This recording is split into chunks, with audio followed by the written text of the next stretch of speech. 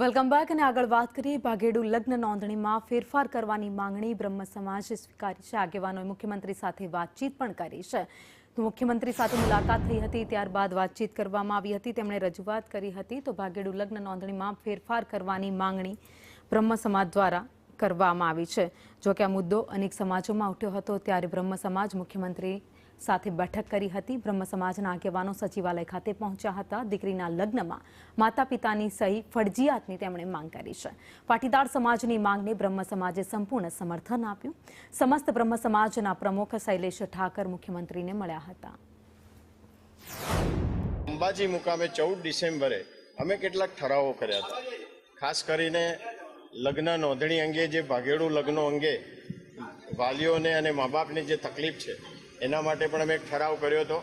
એ ઠરાવની નકલ આજે અમે માનનીય મુખ્યમંત્રીશ્રીને રજૂઆત કરી છે કે મા બાપની સંમતિ અથવા મા બાપની સહી ભાગેડુ લગ્નોની બાબતમાં ફરજિયાત હોવી જોઈએ, એવા કાયદો અમલમાં આવે, એની પણ અમે એક માગણી કરી છે।